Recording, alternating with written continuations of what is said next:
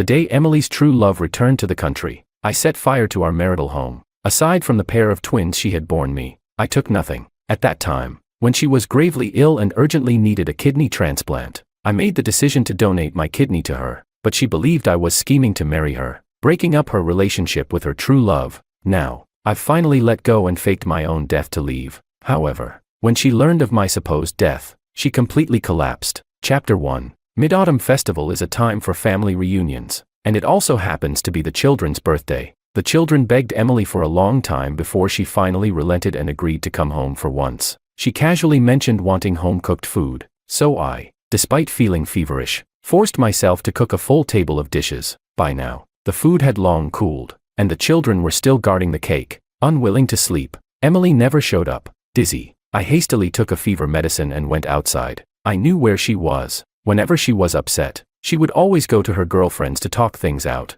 The lights in the villa's yard were still on, and Emily was sitting with a few friends, drinking. Gabriel is returning to his country, and that Benjamin who married into your family, along with your twins. What do you plan to do about them?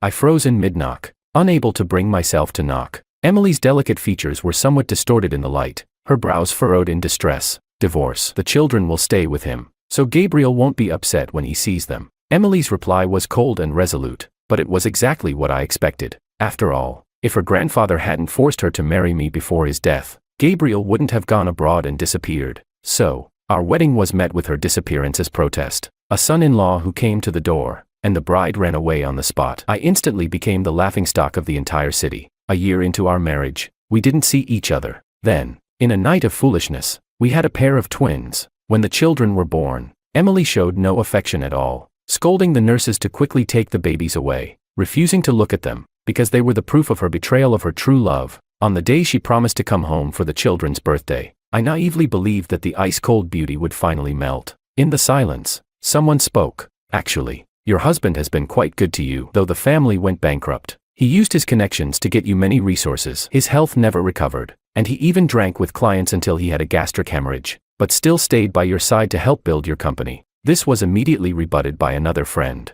Without him, Emily could have still become bigger and stronger. If it weren't for that bastard who went and donated his kidney, Emily's grandfather wouldn't have forced her to marry him, and she wouldn't have missed so many years with Gabriel, a man who married into the family and lives off others. Really thinking he's still that high and mighty young master, should just be discarded. Emily's cold voice interrupted the conversation. Talking about him is so boring. Drink. One of the women laughed seductively and suddenly spoke. By the way, Benjamin does have a good face. He was once quite sought after. Since you don't want him anymore, why not let the sisters try what it's like? Just think of him as a male model.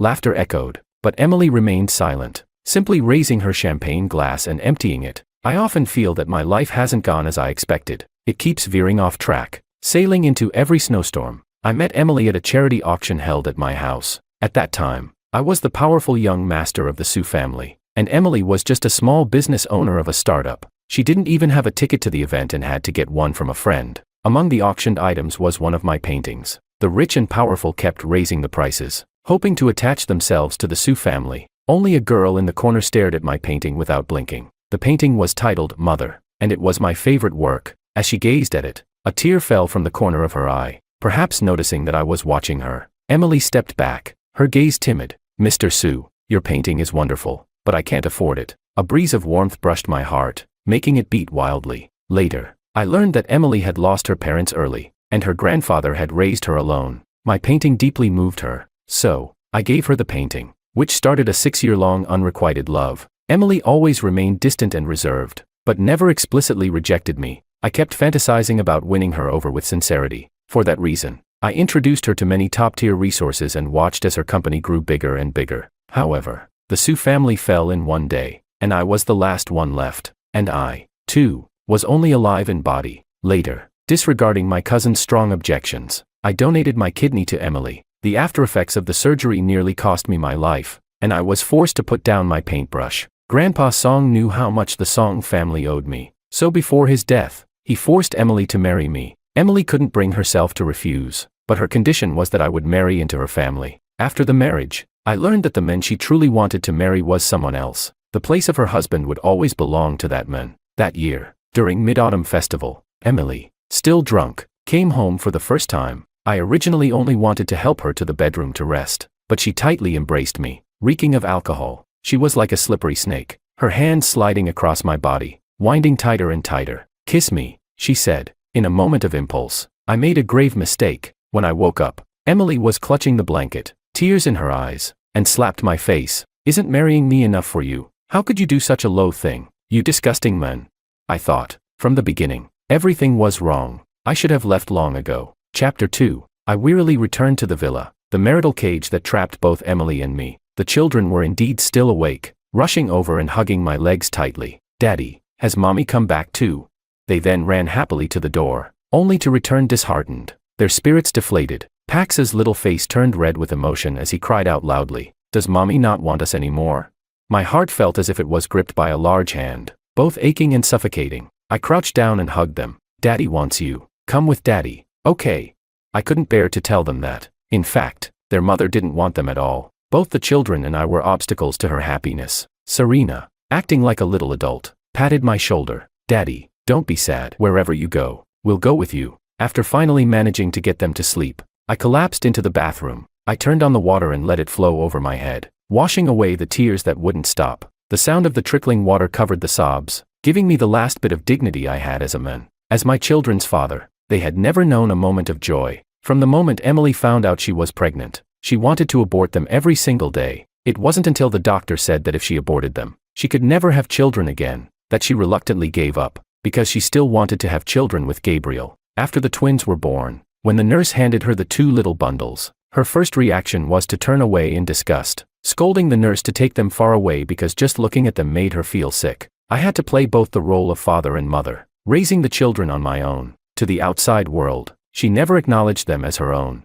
She would even scold the children when they called her mommy. They were her own flesh and blood, yet she treated them worse than strangers. Whenever the children would hopefully ask if mommy was coming back, I would invent one excuse after another. In the end, even the children started saying that Daddy only lied to them. Leaving was a relief for everyone. Perhaps Emily suddenly remembered the promise she made to the children. Late at night, she returned. I was packing my things when I suddenly heard Emily's cold voice from behind. "What are you doing?"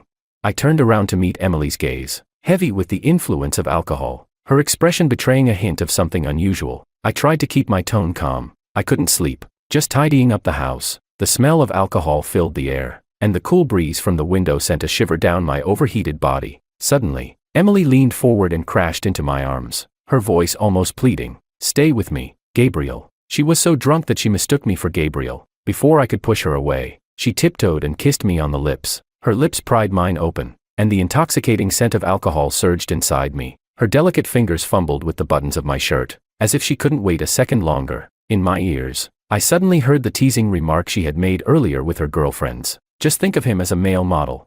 Chapter 3. Humiliation, pain, overwhelming emotions. It almost suffocated me entirely. I couldn't endure it any longer and harshly pushed her away. "If you like Gabriel, you should have never agreed to marry me in the first place. Why torture each other like this now, despising each other? I'm a man, and even if I love, I still have my dignity." There was no reply. Emily's eyes gradually became clearer, filled with endless resentment. I ignored her and continued packing my things. She suddenly grabbed my wrist, but when her hand touched my skin, her face froze for a moment. "You have a fever. You're a grown man, and you can't even take care of yourself." She tried to reach for my forehead, but I easily dodged her touch. She clicked her tongue in frustration. "So, you came to find me. What did you hear?" I no longer cared. Everything spilled out of my mouth. "You think Gabriel went abroad because of you and me getting married? He's just afraid you'd make him donate a kidney. How dare you slander him?" Emily picked up a glass water cup and threw it at me. I didn't dodge. The cup hit my forehead with a heavy thud. The glass shattered on the floor, mixing with my blood. It was the same. In her eyes, I was just like that glass cup, capable of holding all her negative emotions. And it didn't matter if I was shattered. Thick blood smeared across my eyes. In the blur, I seemed to see Emily nervously reaching for me, but she pulled her hand back. She stood there, cold as ice. "You wanted me to come back, and I have. That's enough." Then the sound of her high heels faded into the night. Along with it, my heart, still stubbornly tangled, disappeared as well. The next day, after Emily sobered up, she had her secretary deliver birthday gifts for the children. The children threw them straight at the door. Pax looked disgusted. "It's not even my birthday today. What's the point of giving me this now?" Serena was upset. "I wanted mommy to come home before." because I wanted her to be with Daddy. But now that Daddy doesn't want Mommy, we don't want Mommy either. Unloved children live cautiously from a young age. At just over 2 years old, they already carry a maturity that doesn't match their age. So thoughtful, it breaks your heart. Serena asked me in her soft voice, "Daddy, where are we going?" I patted her head and told her, "We're going to Grandma's old home." The Sioux family estate had long been sold, and now the only place we could go was to the old house in the countryside where my mother lived. Mom had tried many times to bring Grandma to the big city, but Grandma always refused, unwilling to leave her hometown. That's why Mom often took me to the countryside to stay with Grandma and keep her company. There's Northwest Amusement Park, no tall buildings, but there are birds singing, flowers blooming, and little bridges over running water. The 2 chubby little bundles of joy tightly hugged me, silencing the words I was about to say. With Daddy, anywhere is the best place. Chapter 4. Lately, both Emily and I have been quite busy. She's preparing to bring Gabriel back to the country, while I'm preparing to take the children with me. After all, she's long gotten used to being in control. If I want to leave, I must make sure I'm fully prepared. Although the children say they don't want Mommy, the day before we were supposed to leave, they still stared at Emily's photo, reluctant to part with it. After hesitating several times, I dialed Emily's number. The call connected, and she was still impatient. "What is it?" "The children want to see you one last time. Would you come back for a visit?" Would she come back for the last time? "Emmy, if you're busy, I'll just fly back abroad. It seems I'm not that important." It was Gabriel's voice. Emily hurriedly explained, "You are important. He's nothing." Then the phone call ended. When fate is over, even a final meeting is a luxury. The portrait I gave her was still hanging by the bed, and I could still vaguely remember the tear that glistened in Emily's eye. I lit a lighter and set it ablaze. The fire spread wildly over the room's flammable items, quickly engulfing the entire villa. My marriage with Emily began with this portrait, and it ended with this portrait. The flames shot into the sky, and my children and I stood silhouetted against the firelight, holding hands, not looking back. "Emily, the freedom you wanted, I've returned it to you." The fire was so fierce that it burned everything eternal to ash. I took the children back to Grandma's old house, in a small tourist town where tourists frequently passed by. After Grandma passed away, everything in the house remained the same, just covered in layers of dust. I brushed off the dust, and it felt as though I could still see Grandma holding a big watermelon, calling me to come eat. She would cut it in half, worried that I wouldn't have enough, and would give me a spoon to scoop and eat. Her wrinkled eyes would light up with joy, laughing as I ate and became a little messy. I lived with the children, quietly and peacefully, learning from Grandma's way of life. We carried our hoes and tidied up the overgrown yard. I planned to fix the place up and open my own DIY shop here in the future, selling local tourist souvenirs. The news reported the fire at the Song family villa, where Emily's husband and their twin children were suspected to have perished in the blaze. While the raging fire consumed everything, Emily was in a hotel, spending time with Gabriel. Gabriel had rushed back to the country without enough preparation and was grinning wickedly as he said he was going to the pharmacy to buy tonight's essentials, and Emily surely knew what Gabriel was implying. Chapter 5. After Gabriel left, Emily placed her hand on her chest, testing her own feelings. Strangely, there was no overwhelming excitement as she had imagined. Her heartbeat remained steady. So when Gabriel eagerly threw himself at her, she instinctively rejected the men she had longed for, pushing him away without thinking. "Sorry, there's something urgent at the company. I need to go." She fled, even though she couldn't understand why she had become like this. Actually, the night with Benjamin, she wasn't so drunk that she couldn't distinguish between Gabriel and Benjamin. Under the influence of alcohol, her body instinctively wanted to be close to him, as close as possible, blurring the lines between them. When she woke up, regret consumed her, and she habitually blamed the men for everything. After all, he had always tolerated her. When she heard the news of the villa fire, Emily was momentarily stunned. A twinge of regret quietly took over her mind. She couldn't help but think, if she had gone back that day, would this have never happened? Yet she still hoped, thinking it was just one of Benjamin's tricks. This man, as usual, was shameless and would stop at nothing to achieve his goals. "What is he trying now?" she said, filled with disdain. It wasn't until the secretary handed her the items found at the scene that the truth began to sink in. It was a charred wedding ring and 2 half-burned gifts. The wedding ring was the only link between Benjamin and her. He had cherished it, never taking it off, and there were the birthday gifts she had bought for the children. It seemed that the packaging hadn't even been opened before the ruthless fire destroyed them. The fire started in the bedroom. It looks like he started it himself. The door was locked from the inside. No one could escape the fire. Emily staggered for a moment. "You're saying he gave up the chance to escape, and would rather burn to death with the children in our marital home?" Emily couldn't believe it. She had to expose the man's trickery. She staggered into the ruins. her pale fingers desperately trying to dig out some sign of Benjamin's survival. If he dared to deceive her, she would make him pay dearly for it. But there was nothing left at the scene except ashes. The children's gifts were thrown outside the door, leaving only half of them behind. As for Benjamin, there was nothing left. She had always thought of Benjamin as an aloof young master, whose love was just a passing whim. Later, she began to think that Benjamin, willing to donate a kidney to turn his life around, and the children he had been forced to have, were disgusting. Now, with his death, he had severed all connections. Yet, she didn't feel happy at all. That night, Emily had a dream. In the dream, she went as promised to celebrate the children's birthday. The children happily unwrapped the gifts, jumping around her, affectionately calling her Mommy. She didn't mistakenly call out the man's name but affectionately called him Ben. She wasn't cruel enough to strike Benjamin on the forehead but kissed him deeply instead. When Benjamin called her to see the children, she happily agreed to meet him. The family sat together, laughing and talking. In her dream, Emily smiled softly, as if savoring the beauty of that moment. But after a sudden thunderclap, Emily woke up with a start. She reached for the empty space beside her bed and fully awakened. As for the dream, she found it laughable. How could she ever want to live with such a despicable man? She must have been frightened by the fire, and that was all. Benjamin was dead, like a drop of water disappearing into the ocean. Emily kept telling herself that her heart would no longer be stirred. Meanwhile, my children and I were living a carefree life in the countryside, happier than we had been in the big city. In the past, I would have a whole amusement park as a birthday gift. Now, relying on my own skills, I could still provide a good life for the children. Soon, the children reached school age. Since my artistic taste was quite good, my small shop gradually became well known, and more tourists came to visit. Many female tourists wanted to take photos with me or asked for my contact information, but I politely declined. 2 years passed. Occasionally, people would introduce me to potential matches. The women didn't want a dowry and were willing to accept the children. They mostly liked me because I was hardworking, good-looking, and had a good character. I would always smile and politely refuse. Then one day, the children saw their mother on television again. Now, Emily had become more successful, an influential financial woman being interviewed. Gabriel, of course, was by her side. A nosy reporter asked Emily, "Miss Song, your husband has been dead for 2 years. When do you plan to marry Emily?" Emily's face showed displeasure, and before she could speak, Gabriel immediately answered, "Good things are coming soon, so stay tuned." The children turned around and saw me watching. They immediately turned off the TV. I smiled indifferently. "Today's a break. Let's go catch some lobsters."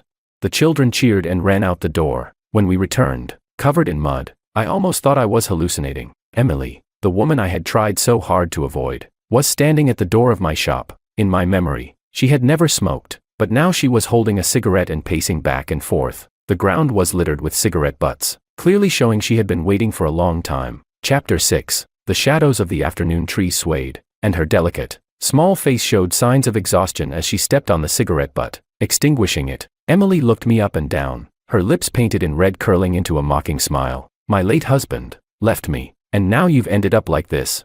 You really make it so easy for me to find you." Emily was the type to seek revenge for the smallest slight, and now she had come for just that, to take revenge on me. I stared into her deep eyes, the words I had already prepared in my mind at the tip of my tongue, yet somehow, they wouldn't come out. In the end, I just grabbed the children's hands and brushed past her shoulder, ignoring her. Just as I was closing the door, I didn't expect Emily to suddenly reach out. The door hit her wrist with a loud bang. Emily grunted in pain but still wouldn't pull her hand back. Helpless, I had no choice but to open the door and try to reason with her. "Go back. The old me is dead. We have nothing left between us now." Emily looked hurt, her wrist obviously injured, and she bent down to clutch her wrist in pain. As she looked down, a necklace slipped out from her collar, swaying in front of my eyes. Hanging in the middle of the necklace was my wedding ring. Why was she carrying my ring with her? Despite the pain, Emily reached through the narrow gap in the door and waved to the children. "Call me Mommy." Pax and Serena immediately turned away, refusing to acknowledge her. I couldn't understand what she was trying to do. When the children used to call her Mommy, she would scold them, saying they weren't worthy of calling her that. What was she trying to pull now? After several requests, I finally agreed to talk with her. I sent the children away, leaving just Emily and me facing each other. Emily was dressed in a sharp, form-fitting skirt, lounging against the sofa with the posture of someone in control. "Benjamin, don't forget, we're not divorced yet. I have the right to take the children." I sneered. "What grade are the kids in this year? What do they like to eat? Are they allergic to anything? Do you know?"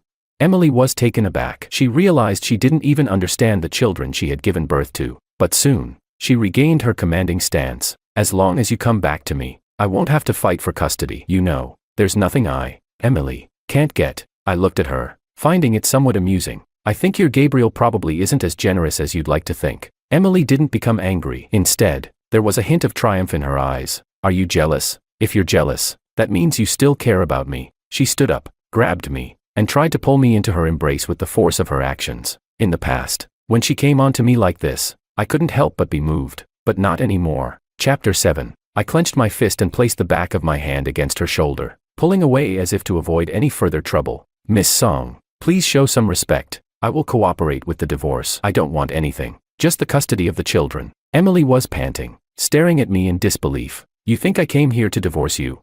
Enough with the words. I cut her off, stopping the upcoming stream of complaints. In this marriage, Emily had always held the upper hand. Now, she lowered herself, but all she wanted was to regain control, driven by a woman's possessive desire. The next morning, I heard the sound of clanging from next door. When I sent the children to school, I discovered Emily had ordered workers to move her office next door. Emily was running around, sweating as she greeted the children. Good morning. Pax and Serena turned their heads away, stubbornly ignoring her. Emily then turned and smiled at me. If you and the kids won't go back, then I'll stay. She had become just like I once was. After our marriage, I had thought of starting over in business, but after Emily had the kids, she left them all to me, feeding, changing diapers, and putting them to sleep. One child was already enough for me to handle, let alone two. I was overwhelmed, so I had to resign myself to being a stay-at-home dad. To support Emily, I not only helped with resources but also had to learn all the household chores from scratch. My hands were often injured,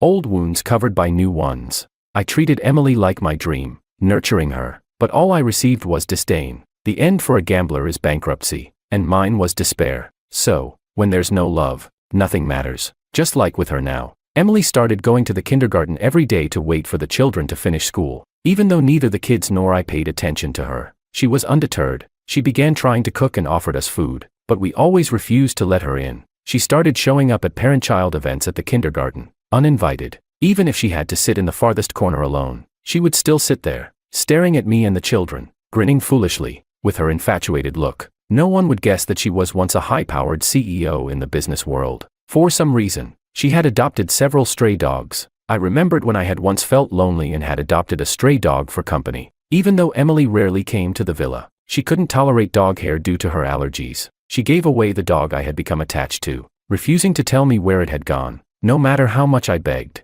Emily held a dog in her arms, asking me from behind the fence, "Isn't it cute?" I noticed the growing number of red spots on her arms. If this had been in the past, I would have scrutinized her every action to analyze the motive behind it. But now, I didn't care anymore. Once she was done with her childish game of chasing me, she would return to being the high-powered CEO she once was. What I didn't expect was that, accustomed to a lavish life, Emily actually stayed in this poor little village for several months. Another year's Mid-Autumn Festival arrived, the children's birthday as well. I had started preparing early. We sat in the yard, lighting birthday candles under the big round moon. The children closed their eyes and made wishes, all so sincere. I hope Daddy is always happy. I hope Daddy makes a lot of money, so he doesn't have to work so hard every day. A great sense of comfort filled my heart. Then, a song suddenly interrupted the happy moment. As a cart slowly rolled in, Emily sang the birthday song with heartfelt emotion. At a glance, the cart was filled with many gift boxes. After finishing the song, Emily opened her arms and smiled at the children. "These are the birthday gifts Mommy prepared for you. From 1 to 5 years old. Do you like them?" The children exchanged looks before silently starting to cut the cake. Embarrassed, Emily returned to her own yard. Without any lights, her lonely figure disappeared into the darkness, occasionally glancing our way. The moon was full, but the people were not. The people were full, but the moon was not. Looking at the same moon, everyone's mood was different. Suddenly, Emily spoke up, leaning against the fence, asking me, "Ben, why did you save me back then?" Behind all the absurd actions, there was only one word driving them: love. My love for Emily probably peaked when the Sioux family fell. From a rich young master to a fallen dog, the sudden change almost crushed me. At my lowest point, I was pursued by different debt collectors. I lived like a sewer rat, surviving off dirty river water when thirsty, and rummaging through garbage bins for food when hungry. Even though I tried to be careful, I was still caught by the debt collectors. They were as ruthless as executioners. When they saw I had no money, they wanted to sell my organs to repay the debt. I had already resigned myself. Since the family's downfall, I had nothing left to lose. But then Emily appeared, like a goddess, saving me from disaster. From her high position, she threw money at them, warning them not to trouble me anymore. Maybe to her, that money wasn't much, or she pitied me like a beggar, but to me, it was salvation. She was like a flower blooming in my decaying life. Later, I learned that the flower wasn't mine. I had only passed by while it bloomed. My cousin introduced me to a life abroad. She had married overseas and had been living a comfortable life. She said that with my talent, I could do great things abroad. My immigration papers were done, and I was just waiting to board the plane. I never imagined that Gabriel and I would be on the same flight. At the airport, I accidentally overheard a conversation between Gabriel and his friend. Emily is seriously ill and urgently needs a kidney transplant. It's very likely she'll ask me to donate one. If we're a match, I won't be able to refuse. So, I need to leave now. Come up with an excuse to break up, and throw the blame on her. I've met a rich woman abroad, and she wants to invest with me. My good days are just beginning. Chapter 8. All I could think about was that Emily was about to die, so I ultimately gave up on boarding the plane. Fortunately, Emily and I turned out to be a match for the kidney transplant. The severe complications from the surgery almost cost me my life on the operating table, but when Emily woke up, the first thing she asked was whether the kidney had come from Gabriel. When she found out that it was I who had saved her, not Gabriel, she merely let out a quiet "oh." Originally, I had no ulterior motive. I had planned to recover and then go abroad, even when Grandpa Song suddenly became critically ill and forced Emily to marry me, so he could die in peace. Others envied me for marrying a woman like Emily, someone who had both beauty and wealth. At the same time, they also despised me for my ruthless methods, willing to sacrifice my health just to marry into the Song family. But those were just their biased opinions. And yet, Emily believed them too. In the past, I had wanted to explain, but Emily wouldn't listen. Now, she had learned to listen, but I no longer wanted to explain, because my story with Emily had already come to an end in that great fire. Seeing that I didn't respond, Emily gently called my name again. Ben. The starlight seemed to be shattered in her eyes, or perhaps it was the glint of tears. You've always been silent, making me overlook the fact that you too have been suffering. Ben, I owe you a life. Let me repay you with the rest of my life, please? Even though she was crying, making her even more pitiful, all I could offer her was rejection. No. Recently, the number of tourists increased, and long lines would form outside my shop. There was a commotion at the door when suddenly, a man, followed by a group of men, barged in. They began smashing things without saying a word. The leader was none other than Gabriel. He grabbed my collar and gritted his teeth. What is wrong with you? A grown man. Why do you have to seduce a married woman? How dare you touch my woman? He then shouted at the confused tourists. You all are still giving him money. A man without any moral compass like him should be beaten to death. Some of the tourists, swayed by his words, began whispering. The shop owner looks like such an honest man. How could he ruin someone else's marriage? I've heard online that he's close to some wealthy woman. Maybe he's being kept by a rich lady. What a shameless man. Yeah, pretending to be so noble. What's he acting for? Everyone, don't buy anything from him. Let's leave. Pax and Serena, who had just finished school, rushed into the crowd and stood in front of me. My dad is not like that. He stopped liking mommy a long time ago. It's mommy who's been pestering him. She's the one who's shameless. That's right. Daddy is a good man. I didn't want the children to get hurt by adult matters. Be good. Go to your room. It's Daddy's responsibility to protect you. After much persuasion, they reluctantly went inside. Gabriel was about to continue slandering me, but I rubbed my palms together and threw a punch at his face. He was caught off guard and staggered backward, just as Gabriel was about to retaliate. Emily, who had rushed to the scene, pushed her way through the crowd and unexpectedly stood in front of me. The punch landed with such force that blood slowly trickled from the corner of Emily's mouth. Gabriel panicked and fumbled. Emmy, I'm sorry. You suddenly stepped out, and I couldn't stop in time. Emily's eyes were cold, devoid of any emotion. Didn't I tell you? We're over. Ever since Gabriel had publicly announced that good things were near, Emily, who was usually calm, had lost her temper like never before. In this lifetime, she only acknowledged one husband, Benjamin. Since Ben left, I can't lie to myself anymore. My heart clearly tells me that the one I love is him. You knew I didn't love you anymore, yet you took my money and still kept pestering me. Gabriel, the more you act like this, the more I'll hate you. Please leave. Gabriel wouldn't let go. He gripped Emily's wrist tightly. Why? You said you wanted to marry me, that you loved only me. Why the sudden change? I get it now. Is it because Benjamin threatened you? I knew it. He's just a poor beggar who's fallen from grace. What else could he want but your money? Wake up. At that moment, Gabriel's true ugly nature was fully exposed. Emily, expressionless, shook off his grip. No one is threatening me. These are my true feelings. The tourists around us gathered more and more. and many had already started recording with their phones to prevent my shop from being affected and going out of business. I had no choice but to explain that this was all a misunderstanding. Unexpectedly, Emily took out our marriage certificate and raised it for everyone to see. Benjamin is my husband. He didn't seduce a married woman. This is all my fault. I was indecisive, and it was because of me that he had to hide in this little village. Please, don't slander him. Once Emily spoke, the people around began casting strange looks at Gabriel. They sneered. They're a legitimate couple. What's a man like him doing stirring up trouble? It's really ridiculous. The shop owner is running a business with his kids, and this guy is trying to push them into the ground. He's really shameless. Just get lost already. Stop affecting our shopping. Get out. I couldn't let Gabriel leave without paying for the damage he'd caused with his destruction. So, I called the police. Chapter 9. When no one else spoke to her, not even Emily told her to leave, Gabriel looked at Emily, his voice almost pleading. Emmy, I'll tell you the truth. When I was abroad, I failed at an investment and am deep in debt. The little money you gave me is not enough to fill the hole. Are you really going to watch me get beaten to death by debt collectors and do nothing? Emily furrowed her brow, her eyes scrutinizing him. So that's why you came back, isn't it?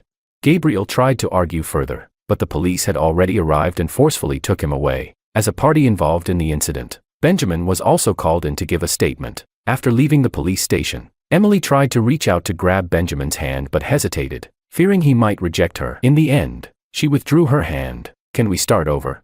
At that moment, Emily, the once cold and aloof woman, smiled in a way that was almost pleading, her tired eyes glistening with a few stray tears. Benjamin had asked himself many times, does Emily love him? At least, in this moment, she did, but unfortunately, this answer had already expired. Benjamin's smile was one of acceptance. Emily, I wish you happiness. Those words shattered Emily with ease. It was as if she saw Benjamin's figure shattering into countless pieces, something she couldn't grasp no matter how hard she tried. She thought to herself, she shouldn't push him so hard. There's still a chance. There must be another chance. Since you don't want to see me now, I'll come back another time. No need for another time. No need for next time. No need for the future. Benjamin spoke firmly, as if declaring an indisputable truth. The heart that had been torn apart by her, even if filled with blood and flesh, would not be healed. From the moment she admitted she loved Benjamin, she realized too late that she was also full of holes. Perhaps in the past, it was always Benjamin who used his empty self to fill those holes. Benjamin left, the cold wind piercing through his heart, blood flowing from every wound. It hurt. It hurt so much. She now truly felt the pain of trying to warm a heart that could never be heated. Just as she had never had any warmth or affection for Benjamin, she truly felt it now.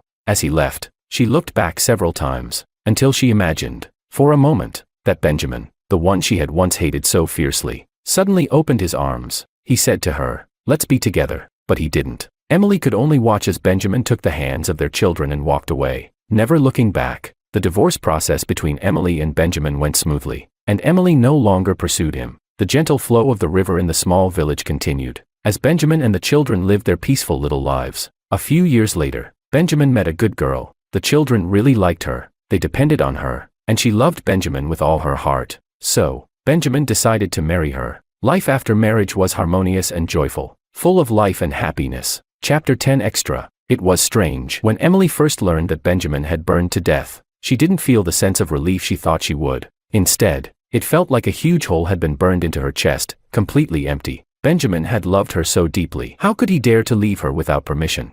And in such an irreversible way, she forced herself not to think about it and focused on living her life with Gabriel. But the more she tried, the harder it became to hide her growing disgust for him. They argued frequently. Emily built another villa on the same spot, decorating it exactly as it used to be. She stood inside, carefully looking for traces of Benjamin's past presence. The phoenix tree still stood, but its heart was empty. Only then did she realize she had become the ridiculous person carving a mark in the river of memory to find a drifting sword. Unable to ease her longing, Emily turned the ring Benjamin had left behind into a necklace, pretending he was still by her side. When she learned Benjamin was still alive, Emily cried tears of joy. She had originally planned to act a little cold, maybe throw a tantrum, teach him a lesson, but when she actually saw him again, she became the cautious one. She was afraid that he truly didn't want her anymore. So she did everything she could think of to make up for it, but it was no use. Benjamin really didn't want Emily anymore. On the road behind her, she realized just how much she loved Benjamin,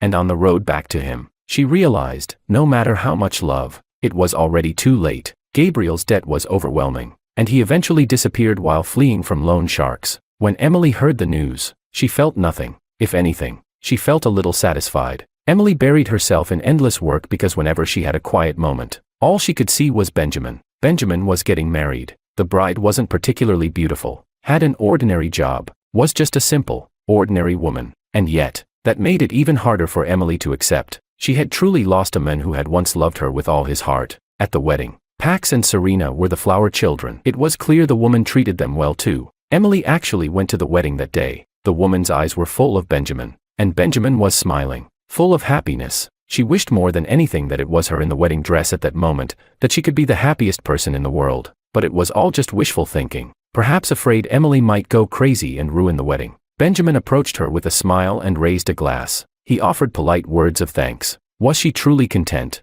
Not at all. She even wanted to cause a scene, to steal Benjamin back, but she didn't. She genuinely wanted him to be happy. That was the one luxury she could never give him, no matter how unwilling. This was the only way. In the years that followed, Emily never married again. No other man ever appeared by her side. All these years, Emily had been secretly watching Benjamin. She even selfishly hoped that he would live an unhappy life, so she could slip in and finally marry him. She clung to this obsession for decades, until one day, with white hair and wrinkled hands, she saw Benjamin walking down a street lined with fallen phoenix leaves, hand in hand with his wife and their grandchild. The woman gently adjusted Benjamin's collar, and Benjamin smiled, just like that afternoon long ago, when Emily had stood before one of his paintings. Stunned by his talent, Benjamin had softly called to her then, smiling warmly. Her heart clenched violently. Only now did she realize that was what people called falling in love. As they passed each other, Benjamin didn't recognize her. He laughed and chatted with his wife beside him. Though we meet again, he does not know me. Dust on my face, frost in my hair. Emily felt those happy scenes spinning wildly before her eyes. Moments later, she collapsed heavily to the ground.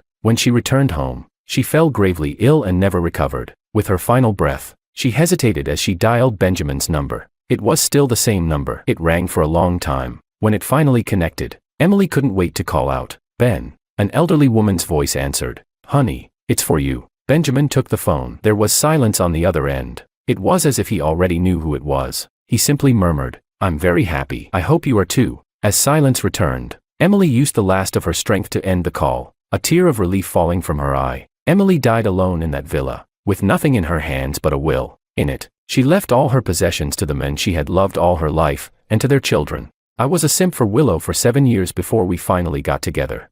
But in just an instant, I let go of my obsession with her. The last time we had a breakup, she said, "Don't love someone so stubbornly. Like a creepily possessive lover. It's really scary, you know. There are plenty of fish in the sea. Why fixate on just me? Go out with a few more girls, will you?" I nodded and said, "All right, I'll give it a try." After the breakup, Willow was overjoyed. During the first month, she never once mentioned me. In the second month, she began to seem a little unsettled. By the third month, she was pitifully standing below my apartment, begging me to get back together, but I remained unmoved. I even brought Anna to the floor-to-ceiling window and stood there with her in my arms. Chapter 01. When Willow batted her eyes for the third time at that handsome guy who had women on both arms, I looked at those eyes that had mesmerized me throughout my entire student life. And suddenly, I just let go of the obsession in my heart. She wasn't hard to get at all, it just depended on the person. I was the insignificant one. George. Willow propped her chin on one hand, drumming her fingers lightly on her cheek as she spoke casually. "To be honest, the day I agreed to your confession, it wasn't because I actually fell for you. It's just that you were always so nice to me." I started to waver, thinking maybe it wouldn't be so bad to be with you, but I tried, and it still doesn't work. She pressed her lips together, her voice gentle. "I can't bring myself to like you. The time I kissed you when I was drunk was an accident, too." I rubbed my brow and said, "Willow, if you've got something to say, just say it." She blinked at me and smiled brightly. "I've always seen you as an older brother, so let's just go back to being good friends, okay?" I looked right at her, tugging at the corners of my mouth. "Let's just get through today first. Is that okay? Today is a bit special, but Willow probably doesn't remember that at all." She frowned slightly, seeming a bit reluctant. "All right then." When I came back from the restroom, Willow was exchanging WeChat details with that handsome guy. At least she remembered she still had a boyfriend at the moment. Even though their glances at each other practically sparked, they still held back from crossing the line. But the rest of the time, her mind was obviously elsewhere. The WeChat notification tone sounded every few seconds, and she would reply right away. I recalled our own chat logs over the years. There were so few. A whole page of green text messages, mine, with tiny patches of white text, hers. Back when I was chasing her, she was always distant and disinterested. If I reached out to her, she almost never answered unless she needed something. Even after we got together, she barely replied to my messages. The longest stretch was a month before she remembered to respond. It turns out the difference between liking someone and not liking someone is this obvious. Just after midnight, Willow couldn't wait to stand up and say, "It's already late, I'm going home." I stood up with her and said, "Hold on a sec." Our friends paused curiously. I walked up to Willow and looked at her calmly. I said, "Willow, from this day onward, I won't wait for you anymore." She looked as though she had just heard something very funny. Willow covered her mouth and laughed softly, saying, "I don't recall ever asking you to wait for me." Then, she turned to her girlfriends and said, "Isn't that right?" Chapter 02. Indeed, she never said I had to wait for her. I was the one always following behind her. Whenever she was in a relationship, I stayed away. Whenever she broke up and needed me, I was always there. Even one of her close friends couldn't stand it anymore and said to me, "George, even a backup wouldn't be as self-deprecating as you are. Is it worth it? She's just using you for fun, enjoying the feeling of being chased." But I never thought about giving up. So now, when I seriously say I'm not waiting for her anymore, nobody believes me. Willow tilted her head slightly and said, "George, she called me the way she used to when we were just good friends. She said, 'You should have done this a long time ago.' Loving someone so stubbornly is scary, you know." When Willow smiles, her eyes shine like blossoming peach flowers in spring. In that moment, I suddenly understood. If genuine feelings come out too easily, they aren't genuine feelings. She said, "George, you're handsome and wealthy. Honestly, you should go date a few more girls. Otherwise, it's such a waste." I thought about it, then nodded and replied with a smile, "All right, I'll give it a try." Maybe she didn't expect me to agree so readily. She froze for a moment, then pursed her lips in a smile. "All right, go for it, try a few." Very soon, Willow had a new boyfriend. They were all over each other, moving at lightning speed. By the third day, they had already moved in together. My buddies dragged me out for a drink and tried to comfort me. "George, Willow is being cruel. She had her next guy lined up in advance. If you're upset, just say so. Don't bottle it in. They won't last long. After they break up, she'll realize you're still the better choice. But this time, don't jump right back in. Make sure she understands everything first." I sighed and looked at them. "I won't get back with her." One friend laughed. "Don't kid around, George. You can't do that." Another chimed in. "Yeah, you don't have to pretend around us." I said nothing. They stared at me with pity and sympathy. I smiled and didn't argue further. On my day off, I went to see Willow. Her new boyfriend opened the door. He was shirtless, looking puzzled. "Who are you looking for?" I replied. "Is Willow here?" "I came to pick up some things." He asked, "What do you need?" I said, "A big, orange cat-shaped container." He nodded. "All right, I'll help you look." But in the next second, a woman's voice sounded. I threw that out ages ago. It was Willow. I hadn't noticed when she came downstairs. Probably just woke up. She was wearing a nightgown, her eyes still somewhat hazy. The man walked over and wrapped an arm around her affectionately, kissing her on the cheek. Willow let out a soft murmur and pushed him away a couple of times. Then she glanced at me and asked, "What's with you? Trying to take back something you already gave me?" I asked, "Where did you throw it?" "I'll go look." Willow replied, "How am I supposed to remember that? Maybe it got knocked over and shattered. If you absolutely want it, I can pay you back for it." I looked at them. The guy tightened his hold on her like he was declaring ownership. Willow looked perfectly fine with it. I frowned. Forget it. It wasn't worth much anyway. I turned and started to walk away. "George," Willow suddenly spoke up. My steps slowed a little, but I didn't stop. Nor did I turn around. During the first month after our breakup, my good buddy David insisted I meet some beautiful women to help me get over Willow. He introduced me to 2 girls, but neither went anywhere. It left me a bit frustrated and annoyed. By the second month, David invited me out to a gathering with some high school friends at a nightclub. We drank a lot, and David, in his drunken stupor, insisted on taking a picture of me and posting it online. He wrote, "George, this high-quality mail, on limited time sale. First come, first served. Only one available. No returns or exchanges. Ladies, feel free to team up." After posting, he tossed his phone aside and kept drinking with me, completely unaware his WeChat was blowing up. Then the crowd around us suddenly started buzzing with excitement. David slapped my shoulder hard and said, "Holy crap, who's that woman? How am I lucky enough to see such a stunning beauty?" Confused, I looked over. Amid the dazzling light stood a tall, curvy woman in a black, Hepburn-style dress, walking toward us with long strides. Though I couldn't see her face clearly, her figure alone was eye-catching. David said. That's Anna. I'm not mistaken, right, Anna? Our high school goddess. I couldn't help but snort. Anna. A good girl like her wouldn't step foot in a nightclub. You're seeing things. I shook my head and raised a glass for another drink. But then someone grabbed my arm. George. I was tipsy and slow to react, staring dumbly at that hand. Her fingers were slender like graceful willow branches, her skin smooth and luminous, a sensual kind of beauty. My gaze drifted upward until it settled on her exquisite face. Stunned, I asked, Anna, is that really you? She frowned slightly. Come with me. She looked at me so seriously, her eyes captivating enough to make me forget to refuse. Before I knew it, she had pulled me into a deserted hallway. I wobbled, trying to regain my balance, and then she leaned in. George, she said, hooking her arms around my neck. Before I could react, she rose on her tiptoes and kissed me. She asked, if you're willing to consider total strangers, then could you maybe give me a chance? How about trying it out with me? Chapter 03. Maybe it was the alcohol messing with my head. Or maybe the sweetness of the kiss made me lose my mind. My thoughts were a chaotic mess, tangled up before turning completely blank, until the kiss finally ended. Anna was nestled in my arms. I said, but, she asked, but what? I hesitated. You and Willow, weren't you best friends before? Anna looked up at me, tilting her head slightly. So what? Is that illegal? I replied. Of course not. She asked again. So, are you willing or not? I rubbed my temples and sighed. We've already kissed. What's there to be unwilling about? Anna suddenly laughed. George. She tucked a strand of hair behind her ear, gazing at me with a soft voice. We know each other inside out. That's better than being with a total stranger, right?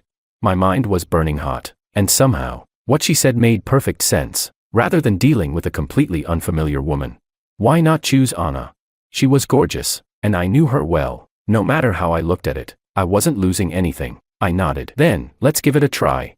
Anna's smile deepened. She rose on her tiptoes and kissed me again. She whispered, I'll make sure you won't regret it. Somehow, news of my 2 failed blind dates reached Willow. One night, over drinks, a friend casually mentioned, I saw George with his girlfriend last time when I was out eating. Another friend corrected. What girlfriend? They just had 2 meals together and broke up. The first one shrugged. Makes sense. George only likes our Willow. He wouldn't seriously date anyone else. Willow sipped the last of her wine and said in a light tone, he's just stubborn. You guys have known him long enough. Her friend sighed. But honestly, Willow, it's weird. George hasn't contacted you at all in the past month or 2. Willow scoffed. He always does this. Whenever I'm dating someone, he acts like he's dead, completely silent. She put down her glass, but deep inside, she felt oddly irritated. It had been over a week since her breakup, yet there was still no word from George. Last night, at 3 a.m., she had even deliberately posted a status saying she was feeling down and wanted to drink.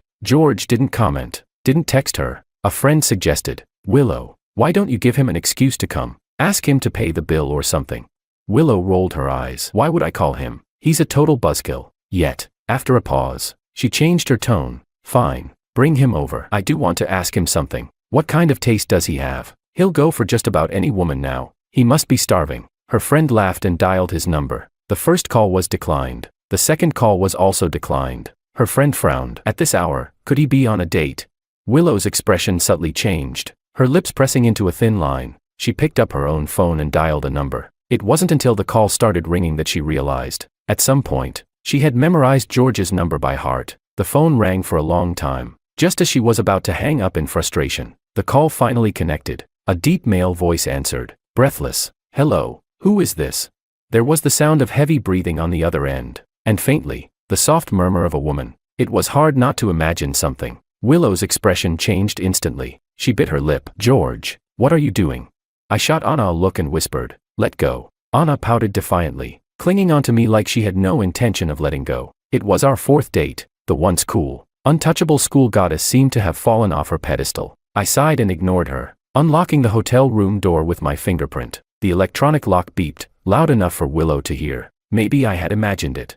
But when she spoke again, her voice had regained its usual detached tone. You just got home?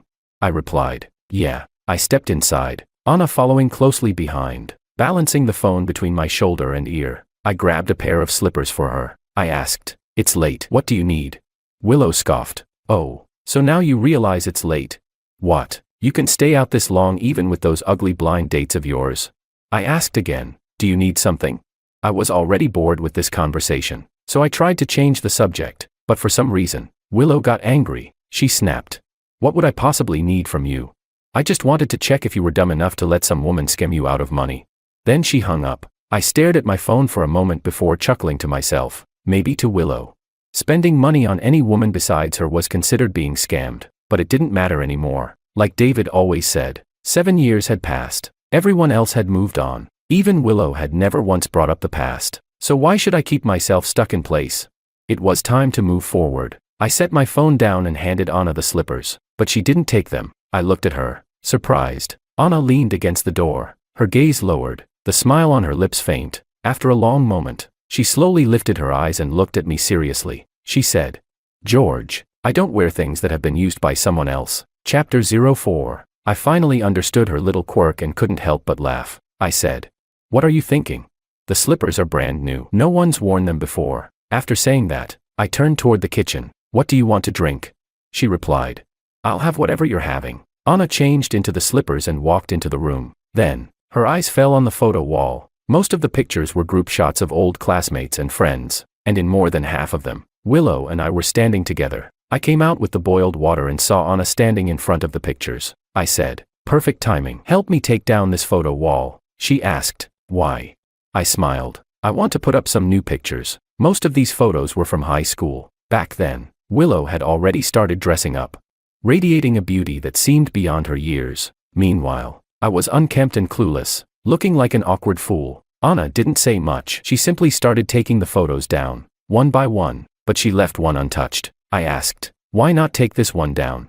Curious, I stepped forward to take a closer look, and then I realized it was the only photo without Willow. Instead, Anna had unintentionally walked through the frame. It was a photo from our high school days, capturing a moment we had never noticed before. In the picture, Anna was wearing a white short-sleeved school uniform and a navy blue pleated skirt. She was passing by in a hurry, the wind lifting her hair, revealing a bright, youthful face, clean, pure, effortlessly beautiful. That was her. 7 years ago, and now, 7 years later, she stood right in front of me. I gently pushed her toward the photo. I said, "I need to take a good look, to see how much you've changed in 7 years." Anna stood still, completely cooperative. I examined her closely. "Your nose seems a little sharper. Your features are even more defined, more stunning. And your figure," I smirked, "definitely Kavya, more womanly." Before I could finish, Anna suddenly lifted her head and kissed me. She whispered, "George." Her arms wrapped around my neck as she gazed up at me,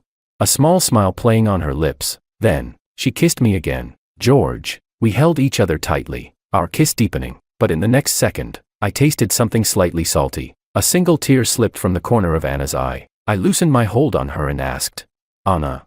I wanted to ask what was wrong, but she simply shook her head and raised her hand, gently covering my eyes. She said, "Don't look at me, George." I asked, "Why?"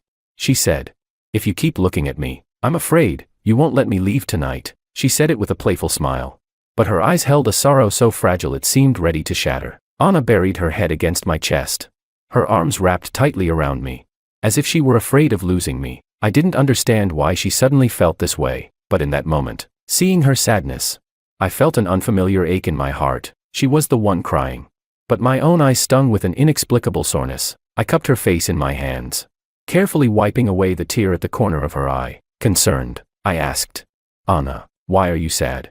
She simply shook her head. She said, "George, I'm just really happy." Anna smiled again. This time, her smile finally reached her eyes. She said, "Being with you, you have no idea how happy I am." Chapter 5. After sending Anna off that day, I couldn't sleep for a long time. I dug out my old photo album from school and flipped through it, page by page. The reason why I've always maintained such a close bond with Willow, Sophia, David, and my other high school friends was, above all, because of one thing. The year I started high school, the city where our alma mater was located experienced a devastating earthquake. Many of our former classmates lost their lives in that disaster. I, too, was trapped under the rubble, severely injured. Willow held my hand and stayed with me for 2 whole days and nights until the rescue team finally pulled me out. She was exhausted, but she still ran alongside the stretcher all the way to the temporary hospital. When I woke up, she had fallen asleep beside my bed, but the moment I moved, she opened her eyes. She looked at me, her face full of exhaustion, but she smiled so beautifully and said,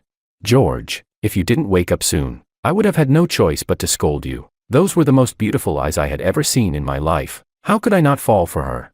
But the fleeting love of youth was never enough to keep me waiting any longer. She wasn't the wrong one. I was the one who had blurred the line between friendship and love. She was a wonderful, kind person. She just didn't love me. She didn't love me so much that the last day of our relationship happened to be the same day she held my hand in that rubble. And yet, she had long forgotten about it. A few days later, in the afternoon, I suddenly received a message from Willow. She said, "I found it. You can come and get it." I asked, "What is it?" Willow sent a photo. It was the orange cat-shaped storage jar I had given her while we were dating. In the picture, the chubby orange cat lay lazily, stuffed full, looking silly, reminding me a little of myself back in school. I couldn't help but laugh. But Willow had always been into those rich playboys, the kind who knew how to have fun and effortlessly charm girls. I had no idea where I got the courage all these years to pursue her so persistently, waiting for her with unwavering devotion. So I replied, "I don't want it anymore." After thinking for a moment, I added, "If it's in your way, just throw it away." Willow replied almost instantly, "Then I'll throw it away." I didn't respond, because at that moment, Anna's voice call popped up. She said, "George, let's go have dinner later." I replied, "Sure, what do you feel like eating?" She said, "Whatever you want to eat is what I want to eat." I was speechless. "No way. You have to pick this time." She thought for a moment and said, "Then let's have roast suckling pig." I sighed. "Isn't that still something I like to eat?" She huffed. "What? Am I not allowed to like what you like?" I sighed again. "If I keep eating like this, I'm going to gain weight." She chuckled. "So what? You were so sturdy in high school, looked super reliable." I was speechless again. Anna laughed happily on the other end of the call. She said, "George, see you tonight." But that night, I stood her up. Just before getting off work, our mutual friend Sophia suddenly called. "George, come to People's Hospital right now." I asked, "What happened?" She said, "Yesterday was Martin's birthday. His mom was feeling down, had a few drinks, and she tried to end her life." I stood there, frozen, tears instantly streaming down my face. Martin was a year ahead of me. We had known each other since kindergarten, closer than brothers. But on the day of the earthquake, he didn't make it out.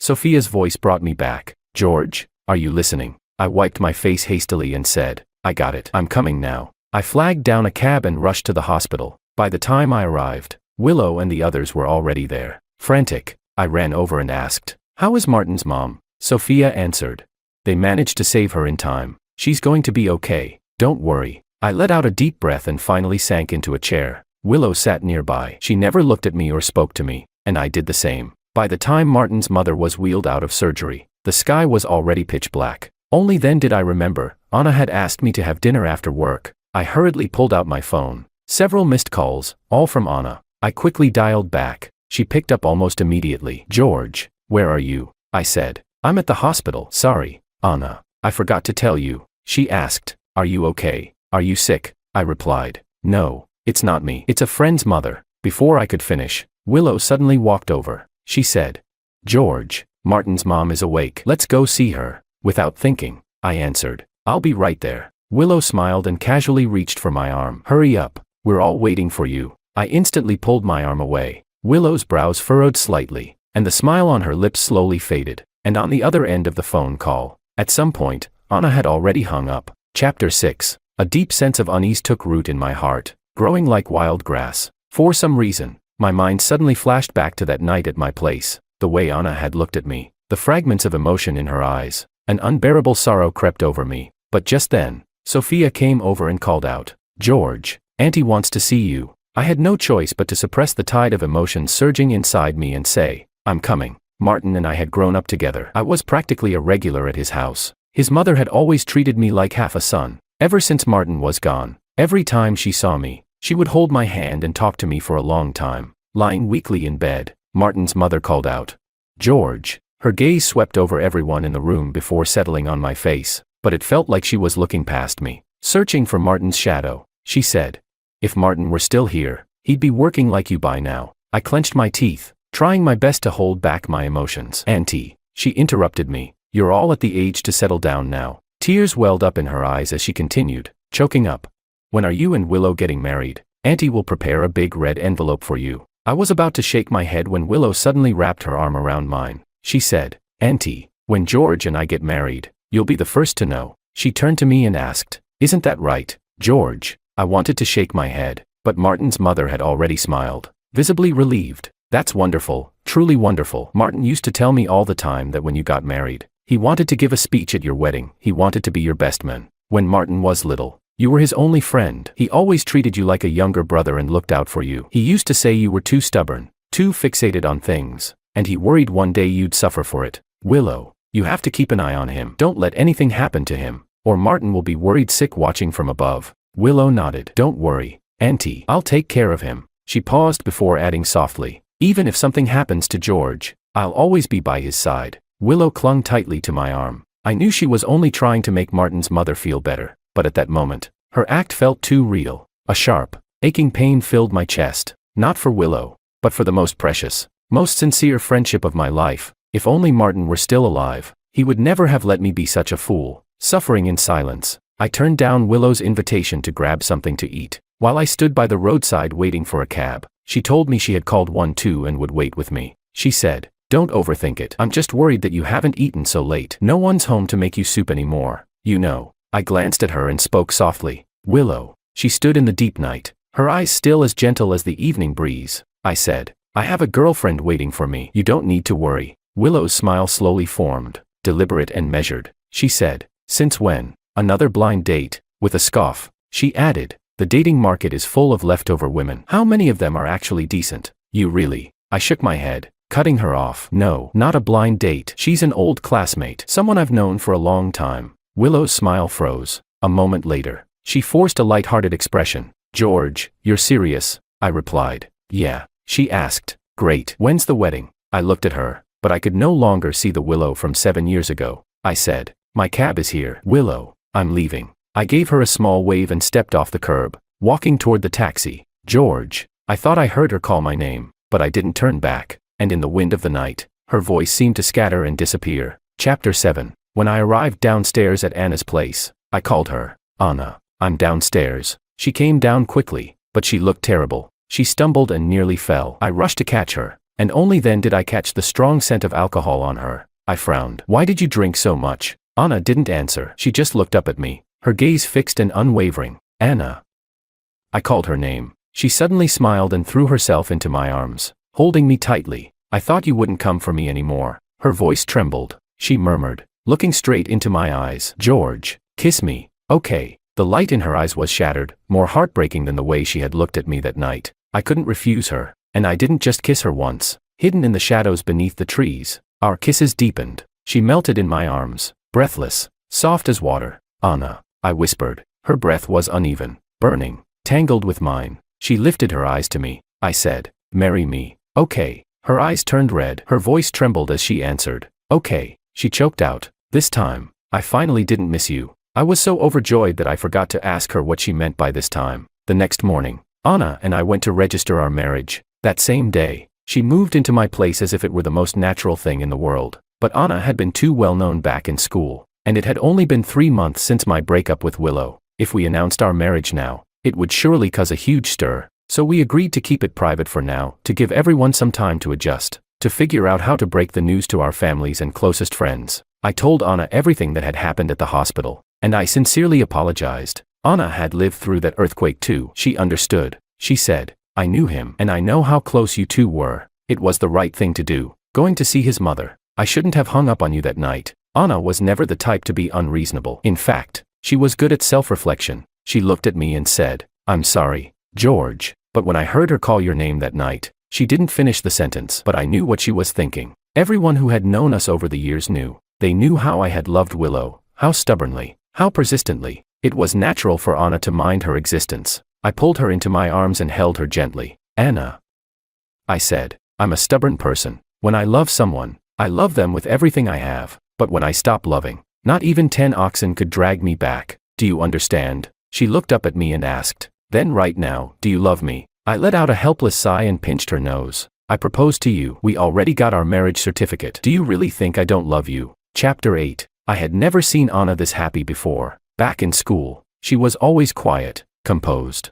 unhurried. People used to talk about her, saying she was like the lotus described in poetry, admired from a distance, never to be touched. But now, even Anna had been pulled into the dust and chaos of the world, lost in desire, unable to free herself, and I loved her like this. I loved the way her fingers intertwined with mine, How we sank into passion together. I loved the way desire overtook her, making her lose control. I loved hearing her voice, soft and breathless, calling my name again and again in the height of pleasure. I loved that all of it, all of her, was because of me. Only me. I whispered. Does it hurt? I kissed her forehead. It was the first time for both of us. At the start, it wasn't just her, it hurt for me too. She shook her head and murmured, I want some water. I got up to fetch her a glass. She leaned against me as she drank, nestled in my arms. By the time she finished, somehow, we started kissing again. But then, my phone, tossed aside on the carpet, started ringing. I paused. Anna looped her arms around my neck and whispered, ignore it. Probably just a spam call.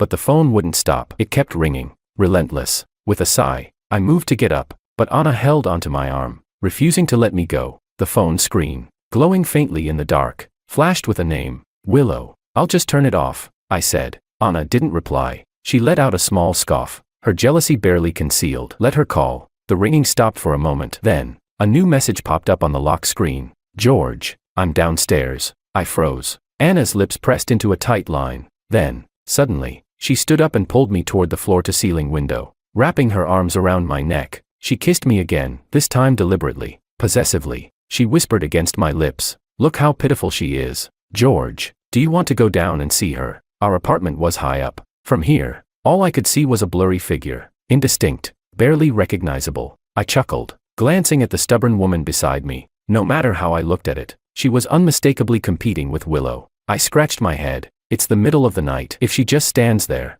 it'll disturb the neighbors. Maybe I should go down for a moment. Before I could even finish speaking, Anna suddenly clung to me like a koala. I got what she meant. Long story short, short story long. If you know, you know. It's basically the thing we all know about. The glass fogged over with the marks we left behind. The night was deep, but it was far, far from over. Chapter 9. After that night, Willow never called again. Word had it that she was seeing someone new. Her new boyfriend was Makoto, the eldest son of the Ito family. Willow was infatuated with him, glued to his side every day. It was the first time she had ever taken a relationship so seriously. Rumor even had it that Makoto had thrown a grand engagement ceremony for her. The news spread like wildfire. Friends kept messaging and calling me about it. Even Sophia reached out and said, George, Willow might be getting engaged to Makoto. I replied, she's at the age to settle down. It's good for her to find stability. As I spoke, I was also replying to Anna's messages. Tonight, she was taking me to meet a few elders from the Su family for dinner. Her parents were still abroad and couldn't return just yet. So, we'd meet them a little later. But they had already sent their blessings. Even though we hadn't announced our marriage publicly, we had informed Anna's family elders. And on my side, I was preparing to introduce Anna to my parents as well. Sophia sounded surprised. George, do you really not care? Or are you just pretending to be indifferent? I asked. If I told you I genuinely don't care anymore, would you believe me? Sophia was silent for a moment before finally saying, George, I don't know why, but I have this feeling that Willow is going to regret this someday. She always acted like you didn't matter to her, like she could take or leave you, but she actually relied on you a lot. It's funny how, as bystanders, we can always see things clearly when it comes to other people's relationships, but when it's our own, we can never seem to think rationally, just like I once did, just like Willow does now, and just like Sophia will, in the future, when she finally leaves Luis, the boyfriend she's been with for 7 years, and chooses the childhood crush she never got over. She'll never admit it, but deep down, she'll know that she regretted it the moment she let go. The engagement venue was decorated like a dream, lavish and grand. Willow and her friends arrived early. Makeup artists worked meticulously, ensuring they looked stunning for the event. As the evening progressed, Willow noticed Sophia entering the banquet hall. She turned to her and asked, displeased, did you call George? Sophia didn't deny it. She said, don't worry, he won't come and cause a scene. But instead of looking relieved, Willow's face darkened even more. She frowned and said, I wasn't worried about that. Sophia chuckled. Of course you weren't, but you are worried that he won't come. That single sentence shattered the last of Willow's defenses. Her face turned crimson, and in a sudden fit of anger, she flung the wine glass in her hand to the floor. The room fell silent in an instant. The music, the laughter, all came to an abrupt halt. All eyes turned toward her in shock. Willow herself wasn't even sure what she was feeling at that moment. There was the humiliation of being exposed, but more than that, there was a deep, unshakable unease. In the end, she had no choice but to admit it. Sophia was right. She wasn't afraid of George coming to ruin things. She was afraid that he wouldn't come at all. That night, when George told her he had a girlfriend, she hadn't believed him, but in secret, She had gone to ask David, George's closest friend. She never got a direct answer. All he said was, "What's the rush? You two have known each other for years. If George really gets married, he'll send you an invitation." That uneasiness had been gnawing at her ever since. This time, something was different. Unlike all the times before, she had teased him, told him to go date more people, and for the first time, he actually did. Not just for show, he had really gone and fallen for someone else. Just the thought of it made Willow's chest tighten painfully. Her friends still joked about George, saying, "For once, George finally stood his ground." But Willow, all you have to do is apologize and act cute, and he'll definitely forgive you. I bet you two will still end up getting married in the end. Hey, what did your ex say back when you broke up? Something about you always calling him George by mistake. Willow, admit it, you actually like George, don't you? Haven't you noticed? You're most yourself, most at ease, when you're with him. Sophia watched it all unfold and finally sighed. Willow, if you go to George now, it's still not too late. Before she could finish her sentence, someone suddenly rushed in from outside. Guess who I just saw? Willow's head snapped up. She had no idea how desperate she looked at that moment, like a drowning person grasping at the last straw. Chapter 10. The person who had just entered said, "It was George. I almost didn't recognize him just now. It's only been a month or two, but he's completely changed his style. Even the way he walks is different. He looks so confident now." Willow quickly regained her usual high and mighty demeanor. Feigning indifference, she scoffed and said, "Then why didn't you call him over? This is one of the most important moments of my life. He has to be here." The friend replied, "I did call him, but George said he's just here for dinner." Willow rolled her eyes. What a coincidence. Who didn't know about her engagement to Makoto tonight? Of all the restaurants in the city, why did George just happen to come to this one? How had she never noticed before how fake he could be?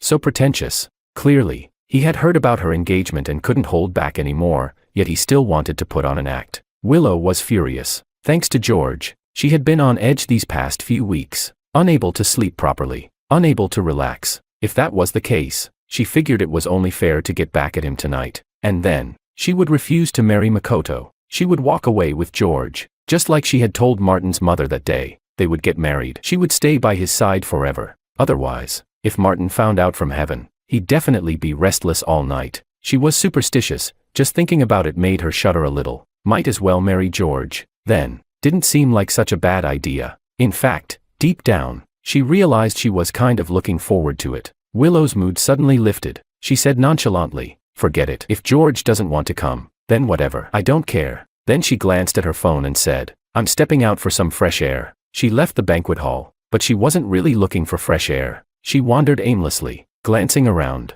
until she stopped dead in her tracks. Under the soft glow of the evening lights, a girl in an apple-green dress ran down the steps. Then she threw herself into a man's arms. Willow heard the girl's clear, sweet voice. "George, are you ready?" The man holding her lowered his head and kissed her for a long moment before murmuring nervously, "To be honest, Anna, I'm actually a little nervous." The woman gave him a gentle smile and looped her arm through his. "Don't be nervous. Our George is so amazing. They're definitely going to love you." The man hesitated. "Really? You think they'll like me?" She nodded firmly. "Of course." He took her hand, lacing their fingers together. "Well, if my leader has that much faith in me, I definitely won't let you down." Anna laughed. "Go for it. I believe in you." Willow watched as the two of them walked away, still whispering to each other, still lost in their own world. She just stood there, dazed, as memories from years ago flooded back. That year, Anna had been injured in the earthquake too. She had spent a long time recovering before she could return to school. Willow had once gone to see her. What had she said to Anna back then?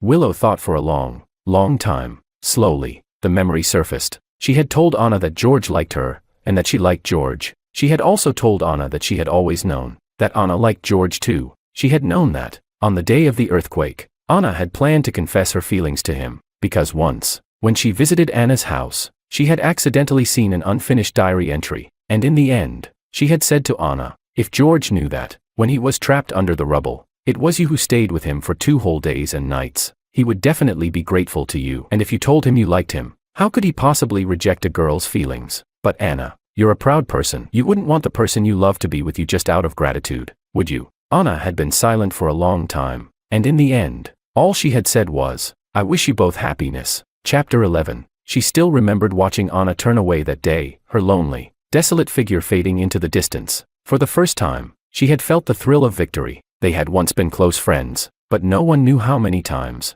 Deep inside, she had envied Anna. So, selfishly, she had taken George for herself, yet she had never planned to truly be happy with him. In that moment, everything suddenly became clear. All these years, hurting George again and again, had it all been because she knew she had done something wrong? From the very beginning, the person George had fallen for was the one who had held his hand in the rubble, not her, not Willow. She was just the thief who had stolen the fruit Anna had left behind when her family took her away to heal. But stolen things always have to be returned. After all this time, George had still found his way back to Anna. Willow went home. She rummaged through the storage room, searching through the mess for a long time, until she finally found it. The orange cat-shaped storage jar George had once given her, that last time they broke up. George had only come looking for her once, just to take this back. She had told him she had thrown it away, but she hadn't. She had kept every single gift George had ever given her. Compared to all the jewelry and luxury she had never understood why this one small, ordinary object mattered so much. Even after they separated, she had taken it out and looked at it many times, but she had never found anything special about it. Yet this time, as she ran her fingers along the inside of the jar, she felt something, a tiny wishing bottle. She opened it, and inside was a small rolled-up piece of paper. She held it in her trembling hands, barely daring to breathe. Slowly, she unrolled it. There were just 2 lines of handwriting. Forgiveness ticket. Since Willow loves to break up for no reason, this ticket guarantees that George will unconditionally forgive Willow once, valid within 3 days of a breakup. Willow stared at that tiny piece of paper, at the handwriting she knew so well, as if it were carved into her soul. Her hands started to shake. A sharp, piercing pain spread through her chest. A hot tear fell onto the note, blurring the ink, dissolving the words until they faded into nothing.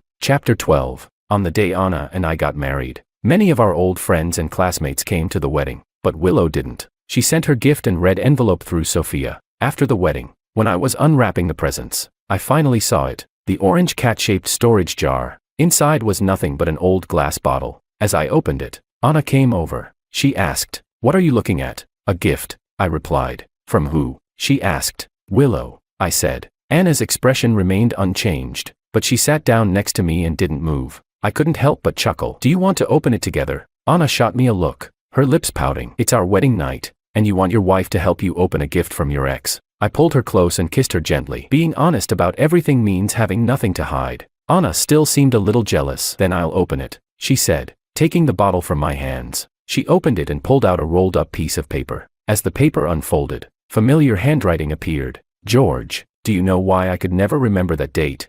Because the one who held your hand in the rubble and never let go was Anna. I'm sorry, George. Wishing you both happiness forever." I froze. I turned to look at the woman beside me, stunned. Anna's eyes were already red. Tears streamed down her face. "George." She called my name, her voice trembling. I pulled her into my arms, holding her tightly, and suddenly, I understood. I understood why, that night at my house, she had looked so heartbroken while flipping through our old high school photos. I understood why, the night I came back from the hospital to find her, she had been drinking so much. Why she had said, "This time, I finally didn't miss you." I asked, "Why didn't you tell me, Anna? Why didn't you say anything?" She sobbed uncontrollably. "Because I didn't want you to be with me out of gratitude. Because back then, the whole world knew George was in love with Willow. Head over heels in love." Chapter 13. After high school, Anna went abroad for university. She deliberately distanced herself from everything and everyone from the past. But after returning to the country, she couldn't help but ask about George just once. The answer she received was the same as 7 years ago. So she stayed silent, never reaching out, until she saw David's tweet, until she heard about George's blind dates. Only then did she finally break. The torment of the past years overwhelmed her, and she went looking for him. The bravest decision of her life was that night, when she finally worked up the courage to find George. If she had known earlier that Willow had only ever treated him like a simp, stringing him along, she would have come back for him sooner. But in the end, it wasn't too late. People who are meant to be together will always find their way back to each other. Anna's voice trembled. "George, if Willow hadn't said it, I might never have told you." George gently wiped the tears from the corner of her eyes, but Anna grabbed his hand and pressed it to her cheek, refusing to let go. She whispered, word by word, "Because I wanted you to love me only because you love me, not because you had to love me." George kissed her deeply, fiercely. "Anna, everyone calls me a fool, but you are the real fool." She smiled through her tears. "That's fine. Foolish people are blessed. Only fools are truly happy." Anna didn't care what anyone else thought. This was who she was. Selfish and possessive. She wanted George's love, all of it, pure, undiluted, untouched by anything else, just like the way she loved him on their wedding night. George was exhausted. Anna demanded everything from him, taking and taking until he was utterly drained. Only when he was completely spent did she finally smile in satisfaction. There, now I've received all of your love. When she went to take a shower, George was already fast asleep. Under the soft moonlight, she gazed at him for a long time. Even in his sleep, his brows were slightly furrowed. She reached out and gently smoothed them, and in that moment, George mumbled something in his sleep. Anna, let's take it slow. Okay, save some for later. Anna had little experience in love, but even she knew, if George was willing to give so much, he must truly love her. Maybe not as much as she loved him, not yet, but that was okay. They had a lifetime ahead of them, and one day, she knew, she would have all of George's love. Love is a long journey, and for today, she was already more than content.